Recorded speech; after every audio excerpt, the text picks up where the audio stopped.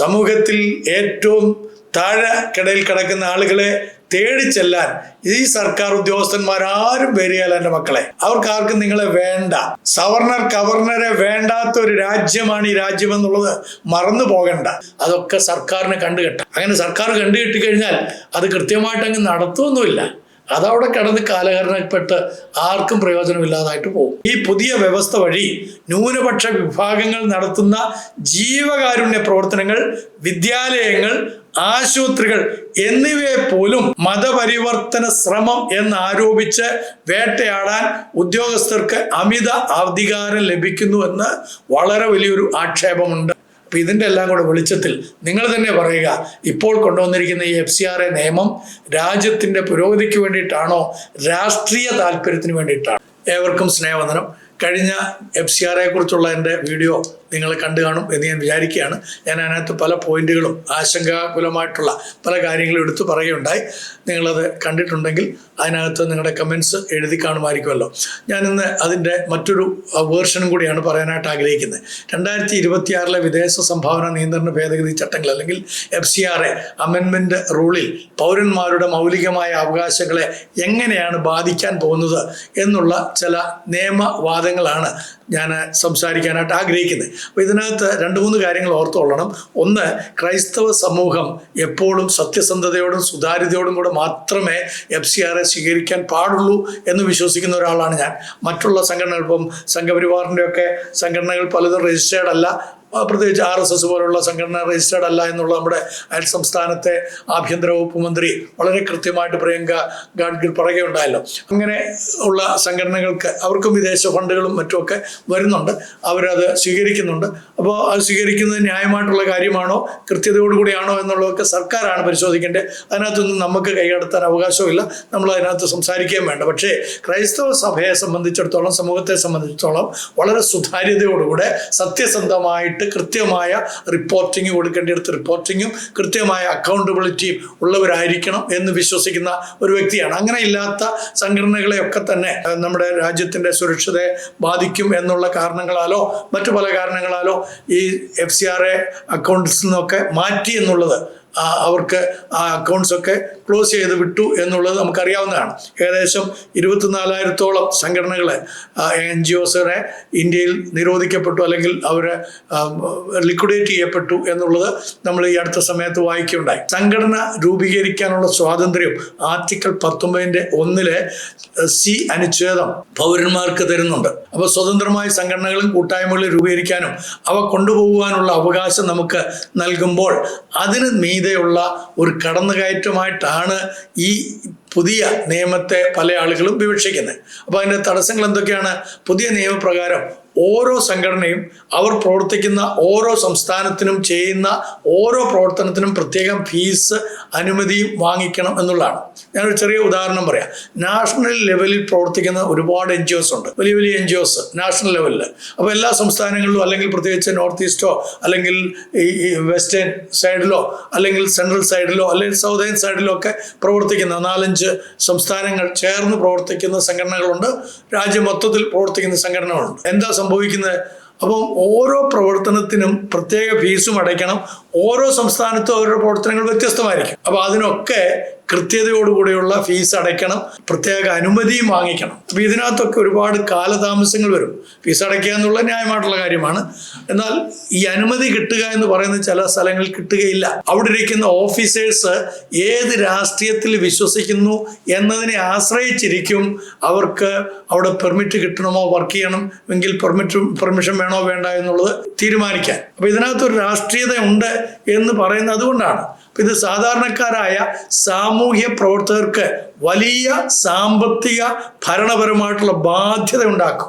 വളരെ ബുദ്ധിമുട്ടാണ്. കാരണം ചില വർക്കേഴ്സ് ആയിരിക്കും, അല്ലെങ്കിൽ ചെറിയ സംഘടനയിലെ സോഷ്യൽ വർക്കേഴ്സ് ആയിരിക്കും ചില സംസ്ഥാനങ്ങൾ പ്രവർത്തിക്കുന്നതിൻ്റെ ഭാരവാഹികളെല്ലാം വേറെ സംസ്ഥാനത്തായിരിക്കും.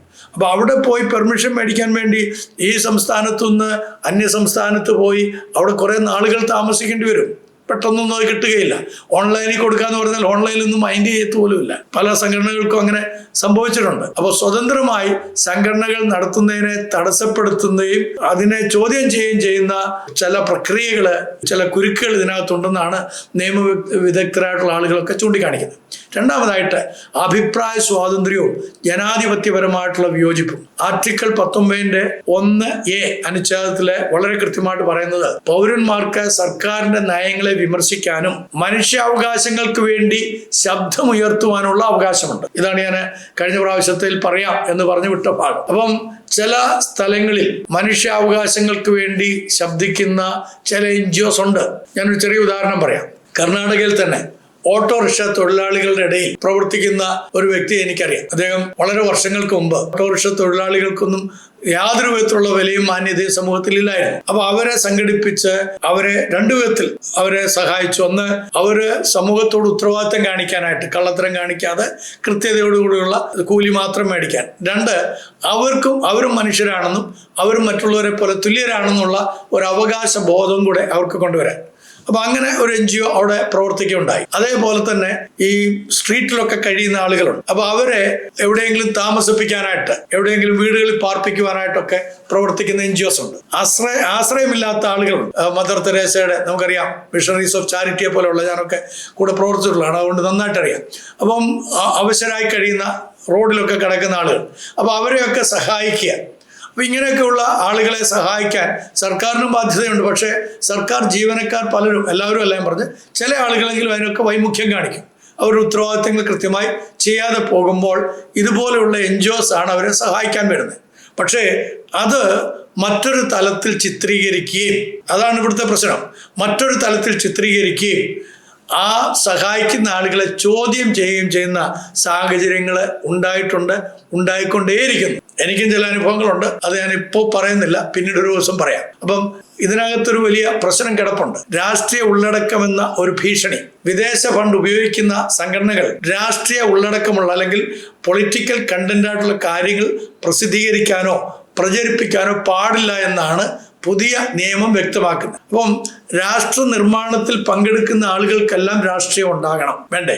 നിങ്ങളൊന്ന് ആലോചിച്ച് നോക്കിയേ. നമ്മൾ വോട്ട് ചെയ്യാൻ മാത്രമല്ലല്ലോ, വോട്ട് ചെയ്യാൻ മറ്റുള്ളവരെ പ്രേരിപ്പിക്കുകയും കൂടെ ചെയ്യണ്ടേ?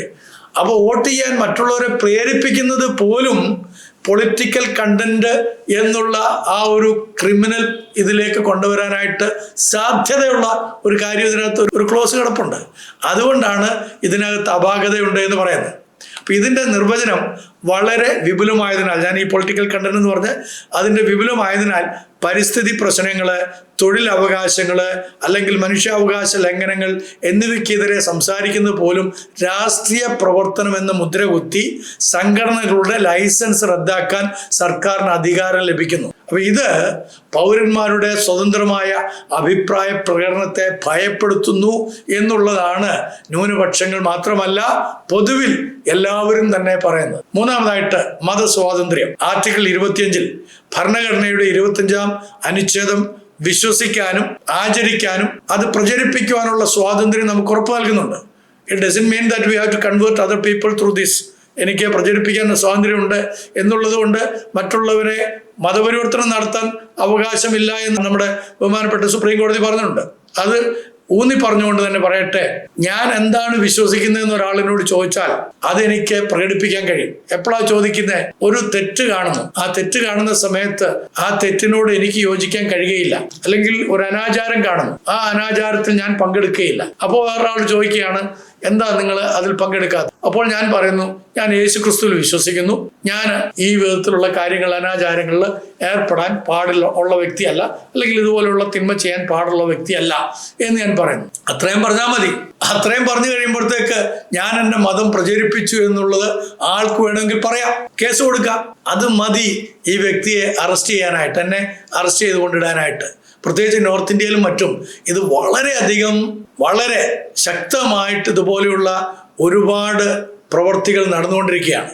ഈ കഴിഞ്ഞ ചില നാളുകളിലെ അറസ്റ്റുകളുടെ പിന്നിലുള്ള ആ സംഭവങ്ങൾ നമ്മൾ കേട്ട് കഴിഞ്ഞാൽ ബഹുമാനപ്പെട്ട മാത്യു ശാമൽ സാറ് വളരെ കൃത്യമായിട്ട് ഇതിനെക്കുറിച്ച് പല വീഡിയോകളും ചെയ്തിട്ടുണ്ട്. നിങ്ങൾ ഇതുവരെ കണ്ടിട്ടില്ലെങ്കിൽ ഒന്ന് കാണണം. വളരെ കൃത്യമായിട്ട് ഒരുപാട് ട്രാപ്പിംഗ് ഇതിനകത്ത് നടന്നിട്ടുണ്ട്. നിരപരാധികളായിട്ടുള്ള ആളുകൾ. ഉദാഹരണത്തിന് ഇപ്പം നിങ്ങളൊരാൾ എന്നെ കാണാൻ വരുന്നു, ഞാൻ നോർത്ത് ഇന്ത്യയിലാണ്, നിങ്ങൾ എന്നെ കാണാൻ വരുന്നു, ഞാൻ നിങ്ങളുമായിട്ട് കുശലം സംസാരിക്കുന്നു, അതിനുശേഷം നിങ്ങൾക്ക് ഭക്ഷണമോ അല്ലെങ്കിൽ ഒരു ചായയോ ഓഫർ ചെയ്യുന്നു, നിങ്ങളത് കഴിക്കുന്നു. നിങ്ങൾ അവിടെ നിന്ന് ഇറങ്ങി പോകുമ്പോൾ മൂന്നാമതൊരാൾ വരുന്നു, നിങ്ങൾ അവിടെ എവിടെ പോയതാണെന്ന് ചോദിക്കുന്നു. അപ്പോൾ അയാൾ പറയുന്നു, ഞാൻ ഇന്ന അച്ഛനെ കാണാൻ പോയതാണ്. എന്നിട്ട് അച്ഛനെ കണ്ടു.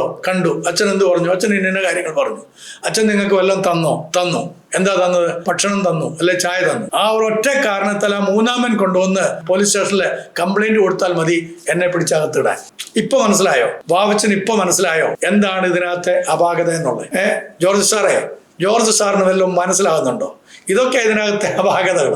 അങ്ങേ അടുത്ത സമയത്ത് BJP-യെ തള്ളി പറഞ്ഞൊരു വീഡിയോ ഒക്കെ കാണുകയുണ്ടായി. അങ്ങ് പറയുന്നതിനകത്തൊന്നും ആളുകൾ വില കൽപ്പിക്കാത്തതുകൊണ്ട് പിന്നെ വലിയ ഗുണമൊന്നുമില്ല. അപ്പം വിവേചനപരമായിട്ടുള്ള ഒരു സമീപനം ഈ നിയമത്തിലുണ്ട് എന്നുള്ളതാണ് ന്യൂനപക്ഷങ്ങളെ സംബന്ധിച്ച് ആശങ്കാകുലമാക്കുന്നത്. മതപരമായ പ്രവർത്തനങ്ങൾക്കുള്ള ഫണ്ടിന്റെ കാര്യത്തിൽ മതപരിവർത്തനം ഒഴിവാക്കിക്കൊണ്ട് എക്സ്ക്ലൂഡിംഗ് പ്രോസ്റ്റലൈസേഷൻ എന്ന നിബന്ധന ഈ ഭേദഗതിയിൽ കർശനമാക്കിയിരിക്കുകയാണ്. അപ്പൊ നിർബന്ധിത മതപരിവർത്തനം നിയമവിരുദ്ധമാണെന്ന് മുൻപ് തന്നെ സുപ്രീം കോടതി വ്യക്തമാക്കിയിട്ടുള്ളതാണെന്ന് ഞാൻ പറഞ്ഞല്ലോ. അപ്പൊ ഈ പുതിയ വ്യവസ്ഥ വഴി ന്യൂനപക്ഷ വിഭാഗങ്ങൾ നടത്തുന്ന ജീവകാരുണ്യ പ്രവർത്തനങ്ങൾ, വിദ്യാലയങ്ങൾ, ആശുപത്രികൾ എന്നിവയെ പോലും മതപരിവർത്തന ശ്രമം എന്നാരോപിച്ച് വേട്ടയാടാൻ ഉദ്യോഗസ്ഥർക്ക് അമിത അധികാരം ലഭിക്കുന്നു എന്ന് വളരെ വലിയൊരു ആക്ഷേപമുണ്ട്. മനസ്സിലായോ? ഇപ്പൊ നോർത്ത് ഇന്ത്യയിലും മറ്റുമൊക്കെ ഒരുപാട് ഹോസ്പിറ്റലുകൾ നമ്മുടെ അച്ഛന്മാര്, സിസ്റ്റേഴ്സ്, അതുപോലെ മിഷണറി പ്രവർത്തകരൊക്കെ ചെയ്യുന്നുണ്ട്. അവരൊക്കെ അത് സ്നേഹത്തിലും ദൈവത്തോടുള്ള സ്നേഹവും മനുഷ്യനോടുള്ള സ്നേഹം കൊണ്ട് ചെയ്യുന്നതാണ്. ക്രിസ്തുവിന്റെ സ്നേഹം അവരെ നിർബന്ധിക്കുന്നതുകൊണ്ടാണ് ആ കാര്യങ്ങളൊക്കെ അവർ ചെയ്യുന്നത്. അതിനകത്തൊന്നും വലിയ അവർക്ക് ശമ്പളങ്ങൾ ഉണ്ടായിട്ടോ ലാഭം ഉണ്ടായിട്ടോ ഒന്നും അല്ല. എനിക്കറിയാവുന്ന ഒരു FFRC കഴിഞ്ഞ ഒരു ഡോക്ടർ, അദ്ദേഹത്തിന്റെ അവിടുത്തെ ശമ്പളം എന്ന് പറഞ്ഞ 20,000 രൂപയാണ്. 20,000 രൂപ മേടിച്ച് ഇംഗ്ലണ്ടില് മെഡിക്കൽ ഡയറക്ടറായിരുന്ന ഒരു വ്യക്തി ഇവിടെ വന്ന് നോർത്ത് ഇന്ത്യയിലെ പാവപ്പെട്ട ജനത്തിന്റെ ഇടയിൽ ഒരു ശുശ്രൂഷ ചെയ്യുന്നുണ്ട്. പാവങ്ങൾക്ക് പാമ്പുകടിയും തേളുകടിയും ഏറ്റുവരുന്ന ആളുകളെ ശുശ്രൂഷിക്കുന്ന പരിപാടി. ആ മനുഷ്യന് 20,000 രൂപ ശമ്പളം. അദ്ദേഹത്തെ പോലും ഒരു പാവപ്പെട്ട മനുഷ്യനെ ചികിത്സിച്ച് പൈസ മേടിച്ചില്ല എന്നുള്ള ഒറ്റ കാരണത്താൽ അറസ്റ്റ് ചെയ്യാവുന്നേ ഉള്ളൂ. കാരണം ഈ വ്യക്തിയുടെ വിശ്വാസം ക്രിസ്ത്യ വിശ്വാസമാണ് ഈ ഡോക്ടറുടേത്. മറ്റേ ആൾ വരുമ്പോൾ അയാളെ സഹായിക്കുന്നത് തൻ്റെ ദൈവസ്നേഹത്തിൽ നിന്നാണ് ചെയ്യുന്നത്, അല്ലെങ്കിൽ മാനുഷിക പരിഗണനയിൽ.